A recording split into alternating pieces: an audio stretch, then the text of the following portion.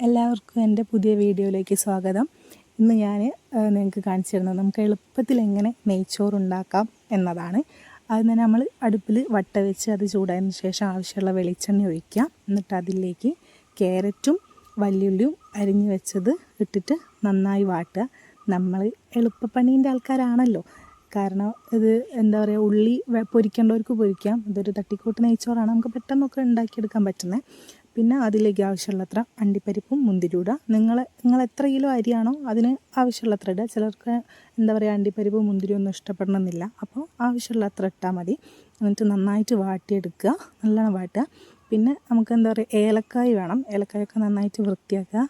പിന്നെ ഇത് എൻ്റെ അമ്മമ്മേൻ്റെ അനിയത്തിയാണ് കേട്ടോ. അമ്മമ്മേൻ്റെ അനിയത്തിയാണ് നെയ്ച്ചോറ് വെക്കുന്നത്. ഓരെന്തൊക്കെയോ രണ്ടാളും അമ്മമ്മയും കൂടി എന്തൊക്കെയോ കഥയൊക്കെ പറഞ്ഞ് ആരെക്കുറിച്ചൊക്കെയോ എന്തൊക്കെയൊക്കെയോ പറഞ്ഞൊക്കെ റെഡിയാക്കുകയാണ്. അപ്പോൾ ഏലക്കായ് വൃത്തിയാക്കുകയാണ്. അങ്ങനെ പൊളിച്ചിട്ട് ഏലക്കായ് പൊളിച്ചിട്ടാണ് അതിലേക്ക് ഇടുന്നത്. എന്നാൽ നല്ലൊരു ചുവ കിട്ടുമല്ലോ നമുക്ക്. പിന്നെ ഏലക്കായ് ഇടുക, നന്നായിട്ട് എന്താ പറയുക വാട്ടി കൊടുക്കുക. ഞങ്ങൾ അടി പിടിക്കരുത്.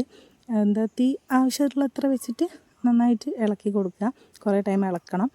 പിന്നെ ഞങ്ങൾ വീടിൻ്റെ ബാക്കിൽ നിന്നാണ് ഇത് നെയ്ച്ചോറുണ്ടാക്കുന്നത്. പിന്നെ ആവശ്യമുള്ളത്ര കറുകപ്പട്ടയും ജാതിപത്രി അങ്ങനത്തെ കുറച്ച് സംഭവങ്ങളൊക്കെ ഉണ്ടാവില്ല നെയ്ച്ചോറിലിടുന്നത്, അതൊക്കെ നല്ലോണം കഴുകിയിട്ട് വൃത്തിയാക്കിയിട്ട് അതിലേക്കിടുക. പിന്നെ ഞാൻ പറഞ്ഞു തന്നത്, ഞങ്ങൾ വീടിൻ്റെ ബാക്കിൽ നിന്നാണ് നെയ്ച്ചോറുണ്ടാക്കുന്നത്. പിന്നെ വീട്ടിൽ കുറച്ച് പണിക്കാരൊക്കെ ഉണ്ടായിരുന്നു, അപ്പോൾ അവർക്ക് വേണ്ടിയിട്ട് കുറേ ഉണ്ട്. 3 കിലോൻ്റെ നെയ്ച്ചോറാണ്. അപ്പോൾ പിന്നെ വീടിൻ്റെ റൂമിൽ നിന്ന് അടുക്കളയിൽ നിന്ന് ഉണ്ടാക്കണ്ടെന്ന് വിചാരിച്ചിട്ട് ബേക്കിലൊരു അടുപ്പൊക്കെ ഇതാക്കി സെറ്റാക്കിയിട്ട് അവിടെ നിന്ന് ഉണ്ടാക്കാൻ വിചാരിച്ചാണ് കേട്ടോ. അങ്ങനെ പുറത്ത് കാറ്റൊക്കെ കൊണ്ട് നമുക്ക് കഥയൊക്കെ പറഞ്ഞ് എന്താ പറയുക ഉണ്ടാക്കാമല്ലോ. വീടിൻ്റെ ബേക്കാണത്, ഞാൻ ജസ്റ്റ് കാണിച്ചു തന്നാണ്. അങ്ങനെ ഞങ്ങൾ ബേക്കിൽ നിന്നാണ് ഉണ്ടാക്കുന്നത്. ഞങ്ങൾ ഈ പാട്ടരിക്ക് 3 പാട്ട അരിയായിരുന്നു ഉള്ളത്.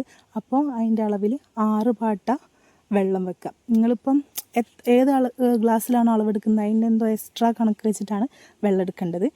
അങ്ങനെ വെള്ളം എടുത്തിട്ട് ഇതാക്കുക. ഇടയ്ക്കൊന്ന് എന്താ പറയുക, ആലോചിക്കുന്നത് എത്ര എണ്ണ ഒഴിച്ച് എന്നുള്ളത് മറന്നുപോയി. ഞാനതിൻ്റെ ഇടയിൽ എന്തൊക്കെ പറയുന്നുണ്ട്, അതുകൊണ്ട് എത്ര ഇതാണ് പാർന്നത്, വെള്ളം പാർന്നത് ഓർമ്മയില്ല. അതാണ് എനിക്ക് ആലോചിക്കുന്നത്. പിന്നെ എന്താ, എൻ്റെ വീഡിയോ ആദ്യമായിട്ടാണ് കാണുന്നത് എങ്കിൽ എല്ലാവരും എന്നെ ഒന്ന് സബ്സ്ക്രൈബ് ചെയ്ത് സപ്പോർട്ട് ചെയ്യുക. നിങ്ങൾ ആദ്യമായിട്ടാണ് എൻ്റെ വീഡിയോൻ്റെ കുറേ ഷോർട്സും വീഡിയോസും കാര്യങ്ങളൊക്കെ ഉണ്ട്, ഒന്ന് ചാനലിൽ കയറി നോക്കുക.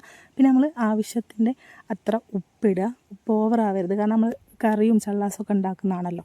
പിന്നെ അരി നന്നായിട്ട് വൃത്തിയാക്കി കഴുകി വെക്കുക. പിന്നെ വെള്ളം പതച്ചതിന് ശേഷം അതിൻ്റെ അകത്തേക്ക് നമ്മൾ അരി ഇട്ട് കൊടുക്കുക. അരി ഇട്ടിട്ട് നന്നായിട്ടൊന്ന് ഇളക്കി കൊടുക്കുക.